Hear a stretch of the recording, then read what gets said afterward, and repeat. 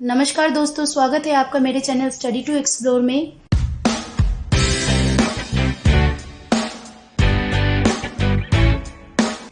आज हम लेकर आ गए हैं कुछ अलग तरह का क्लास।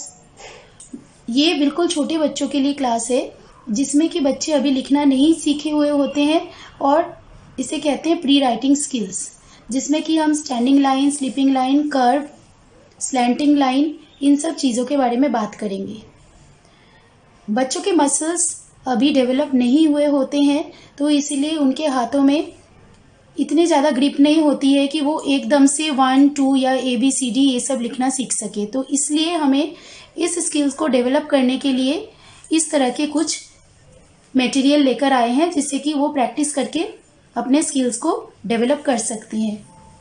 सबसे पहली बात है, आप बच्चे को ये जो ट्रायंगुलर फॉर्म में जो क्रेयॉन्स मिलते हैं, इसे दीजिए ताकि इसे बच्चा अच्छे से होल्ड कर सके। इस तरह का क्रेयॉन बाज़ार में आपको इजीली अवेलेबल हो जाएगा, तो इस तरह से बच्चा इजीली ग्रिप कर सकेगा और उससे वो कर सकेगा।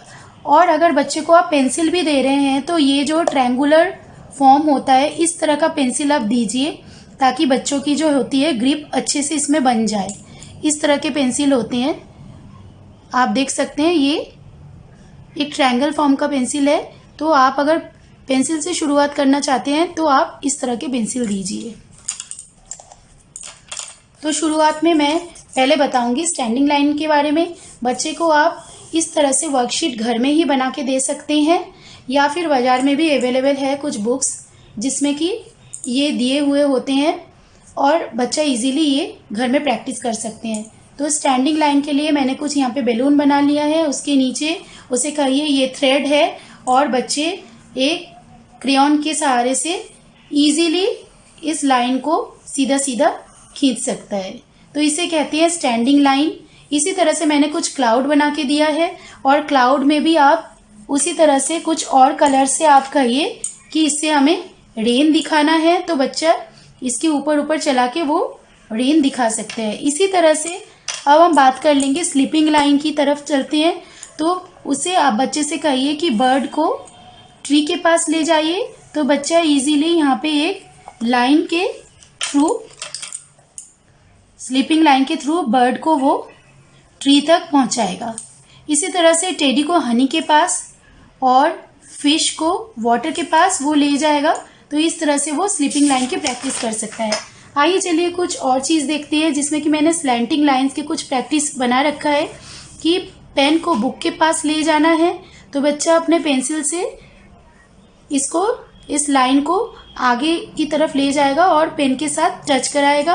और बटरफ्लाई को फ्लावर के पास लेके जाना है, तो इस तरह से आप बच्चे को कहिए कि बटरफ्लाई को फ्लावर के पास ले जाए। और रैबिट को कैरेट पसंद है, तो रैबिट को कैरेट के पास ले जाइए। और इसमें मैंने एक थ्रेड और बटन बना रखा है, तो इस तरह से बच्चा स्लैंटिंग लाइन बना सकते हैं। तो चलिए आ जाते हैं कुछ दूसरे तरह के स्ट्रक्चर और दूसरे पैटर्न, जिसमें कि मैंने कर्व कुछ दे रखा है। तो इसमें उसके बच्चे को कहिए कि इस डैश लाइन के ऊपर उसे अपने पेंसिल चला के इसे ट्रेसिंग करना है। फिर उसके बाद वो अपने मनचाहे कलर से पिक्चर को कलर कर सकता है। कलर करने से उसके जो होती है हाथ की ग्रिप मजबूत होती है। उसके बाद मैंने एक जिराफ बना रखा है। जिराफ के ऊपर आप देख सकते हैं दोस्तों, ये छोटे छोटे लाइंस मैंने बना रखे हैं ओवल शेप और सर्कल शेप में, जिससे कि वो इसके ऊपर ट्रेसिंग कर सकता है। अब मैं आपको बताऊंगी कि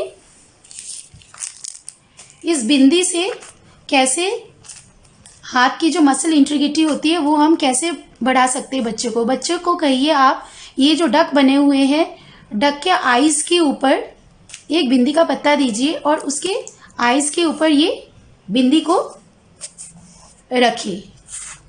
तो इसे करने में बच्चे को मज़ा भी आएगा और साथ साथ में उसके जो हाथ के मसल्स अभी डेवलप हो रहे होते हैं, उससे भी उसको काफ़ी मदद मिलती है। नीचे मैंने एक ऐसे फ्लावर का पैटर्न बना रखा है, तो बच्चा इस बिंदी को लेकर ऐसे फ्लावर के ऊपर एक एक करके रख सकता है कि जहाँ जहाँ मैंने इसे बना रखा है फ्लावर का पैटर्न, तो उसके ऊपर वो बिंदी रख के